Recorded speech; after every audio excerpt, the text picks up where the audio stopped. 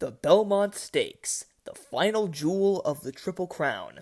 Not necessarily the test of champions this year, as it's basically a preview for the Travers Stakes with the exact same design. But I'm not too bitter about the Saratoga card because of the fact that this entire Saratoga Belmont Festival is loaded with so many ginormous fields. The product that we are giving to the people is great to bet, and I can't be mad at that. Although, the high prices can definitely be a bit disappointing to see such high-quality racing. But that's a discussion for another day. For now, we've got to try and pick this 1.25 Saratoga Stakes. So, let's see what we can do. First up, we're coming in hot with the Preakness winner, Seize the Grey. Now, I was definitely a bit worried about his chances in the Preakness. I didn't know what exactly to expect, but with the defection of Muth, things were able to open up for him, and he stole the race on the lead. Also helped by the fact that Imaginations hated every bit of the muddy surface, and Seize the Grey ate it up. Now, there is a chance for rain coming into this year's Belmont Stakes. However, I'm not going to rely on that this time around, as there is also a chance it could clear. Either way, Seize the Grey has won on both types of dirt. He is also not just a frontrunner, although that's where he did his best work in the Preakness. He stalked quite well to win the Pat Day Mile and his previous victory before that at Oaklawn Park, so he can do that, although that was at a much weaker level. His biggest victory was when he had practically a perfect trip. While Dwayne Lucas has made a point to say that this horse won't need the lead for the Belmont Stakes, I could really see this horse getting near the lead, with the only horse who really could be aggressive along with him to set the pace being Dornoch, and Dornoch isn't exactly at the same level as Seize the Grey. He's a likable horse, and also it's going to be an interesting piece of history if he does win, because if he wins the Belmont Stakes, he will be the first horse to ever win the Preakness in Belmont while not running in the Kentucky Derby since Pillory in 1922, and that only occurred because the Preakness and Kentucky Derby were run on the same day back then. So we're going real far back. There are definitely ways where this horse could definitely lose and be caught. But he does have the ability to replicate what he did in the Preakness and steal the race on the front end, if he is lucky. Number 2, Resilience, the winner of the Wood Memorial and 6th place finisher in the Kentucky Derby.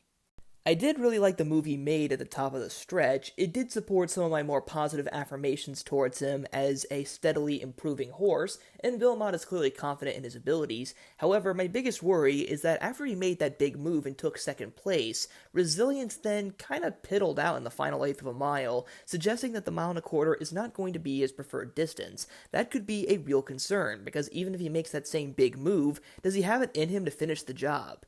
Even with the Kentucky Derby, I think that it is still possible that he could pick up the pieces and make a pretty nice exacta or trifecta. But that is the big question that he will have to answer.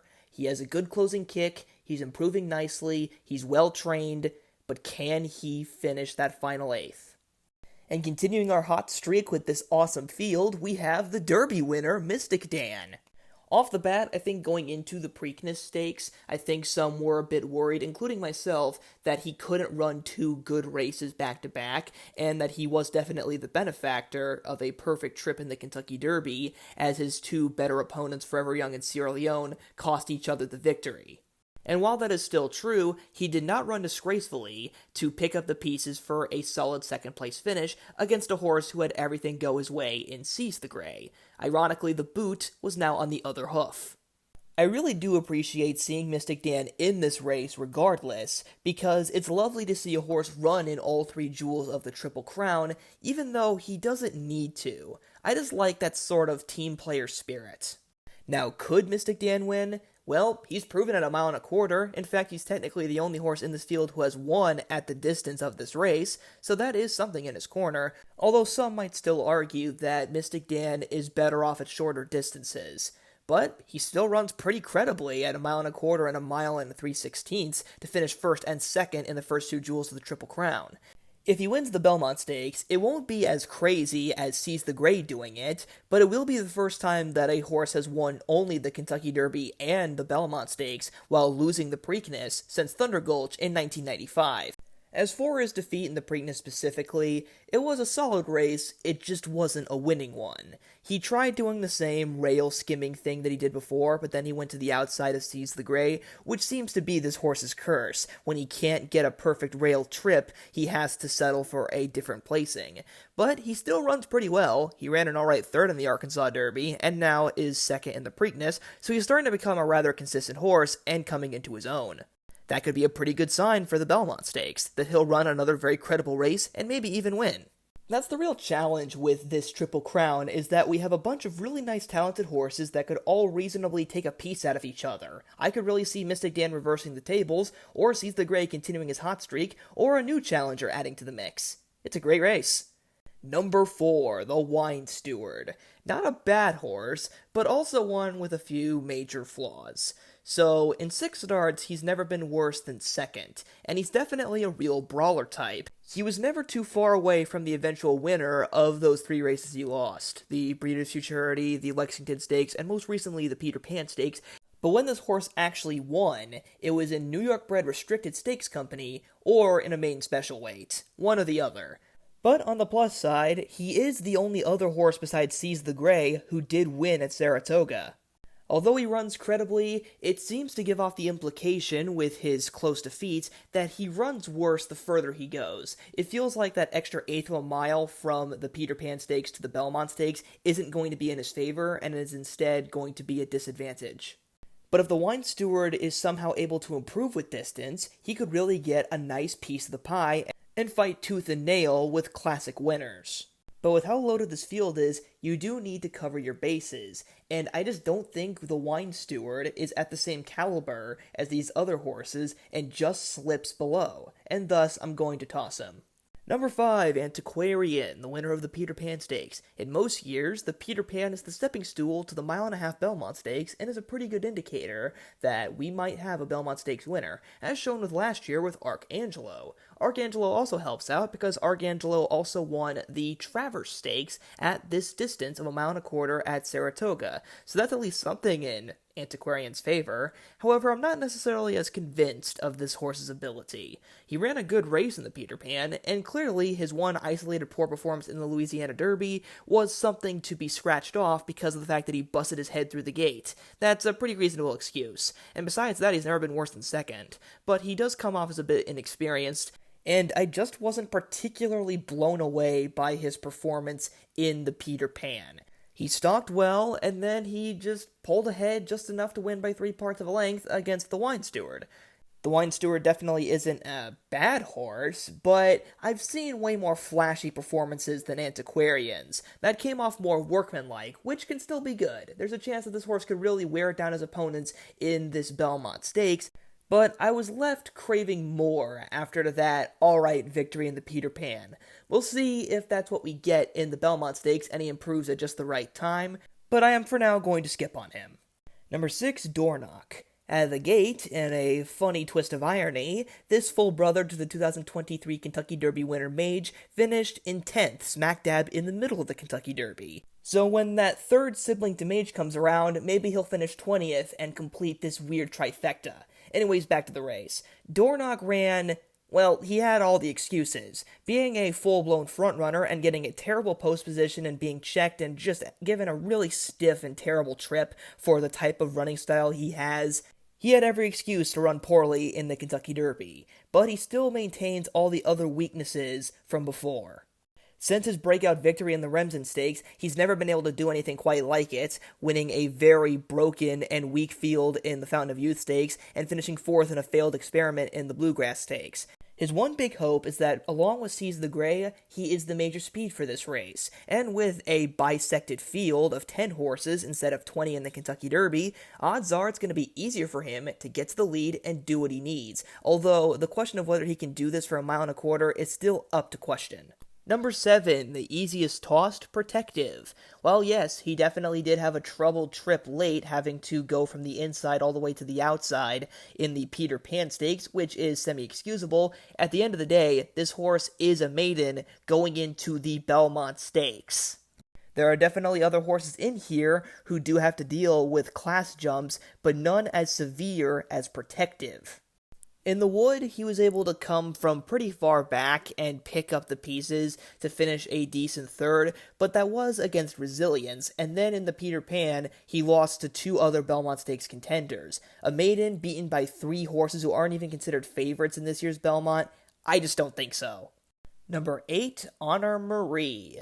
Just like Dornoch, this horse got a pretty rough trip and ended up finishing 8th, although 8th place doesn't sound all that great for a horse who comes from pretty far back and had everything practically go wrong in that race. That's not bad. It could have been worse. Honor Marie is a horse that I've always thought had a chance to really run well in a classic race, and the Kentucky Derby just was not his day. Now with half as many horses, it's going to be a lot easier for him, and I think this is his time to shine. Now, I don't think he's necessarily as good as, let's say, the heavy favorite Leone, but Honor Marie has shown that he can run next to some pretty major horses, such as finishing second in the Louisiana Derby to Catching Freedom. This horse has a great turn of foot, and that can absolutely be used to finish second or third, and, if he's real lucky, even win. Something about this horse's name and the way he moves around just screams Belmont Stakes horse. I can just absolutely see his name on the Belmont Stakes plaque, or at least in the thick of it. And that's not objective whatsoever, it's just a hunch. But I like Honor Marie. Number 9, the heavy favorite Sierra Leone, and you know what? I really can't argue with this horse. After losing by a heartbreaking margin in the Kentucky Derby, many people sang this horse's praises as objectively the most talented and best horse in the Kentucky Derby, along with some fans of Forever Young, such as myself. Even Chad Brown himself and most people generally admit that Sierra Leone's lone 2 defeats were because of himself. He got himself beat. If he stayed focused on his work, Sierra Leone should be undefeated. But unfortunately, that's horse racing. That's why Count Fleet isn't undefeated in 21 races, because he got himself beat 5 times as a developing 2-year-old. That's why Ali Sheba took so long to figure himself out, because he was just a kid. And that's what Sierra Leone is as well. He's a kid. All the talent in the world, he just needs a few bells and whistles figured out. And with a new jockey and a new piece of equipment that he seems to be responding quite well to, it sounds like Sierra Leone is really developing nicely and is going to try his best to vindicate his defeat in the Kentucky Derby, which wasn't even that bad of a defeat. It was an admirable loss. He has every right to be the favorite and is going to be a very scary opponent for both Seize the Grey and Mystik Dan to take care of. I just don't see any way that either horse can hold a straight-running Sierra Leone. The only times this horse has lost is when he didn't run straight. But with that Houghton bit, I think we could really see a full potential Sierra Leone ready to unleash himself onto the world for the first and hopefully not the last time. This horse could be a real future superstar for the rest of the year. Speaking of future superstars, despite the race featuring both winners of the Kentucky Derby and the Preakness, the horse that people really are talking about as the second choice to the mighty Sierra Leone is Mindframe, a horse who has won only 2 races in his life by a combined 21 1/4 lengths. That's pretty darn impressive, visually at least, which is why he is considered so highly touted. But you know what? I'm gonna play against it. We've already seen destructive horses from Mike Rapoli and Todd Pletcher, like Fierceness, flop under pressure. While Mindframe doesn't have enough races under his belt to show what it's like when things don't go his way, I think that the class jump is really a legitimate worry for this horse. Horses can easily beat weaker competition by many lengths. To do that in the Belmont Stakes or the Travers Stakes is when you find out if you're a freak horse. But with Fierceness already proving to be a massive failure in the Kentucky Derby, being such a generally wishy-washy horse, I'm a bit hesitant to give this horse a chance as well. He hasn't necessarily done anything wrong in his 2 races, it's just the fact that he's beaten mostly nobody of note, and this is going to be a very major test for him. I've never been a fan of those types of horses, and if he does replicate his last 2 starts, I'll gladly eat my words and be eager to see what happens next. And that concludes this field for the Saratoga Stakes. So who am I going to go with? Well, there's a lot of ways that I could play this, so let's do it like this. Seize the Grey will go to the lead along with Dornoch, and they'll run a pretty solid race. But then, late game, Sierra Leone and Honor Marie are going to fly late. Sierra Leone first, Honor Marie second, and then in third, Seize the Grey. That's how I see this playing out. Hope you guys enjoyed this episode of Horse Racing Analyses, and comment down what you think is going to happen in the Saratoga Stakes. I'll see you guys next time.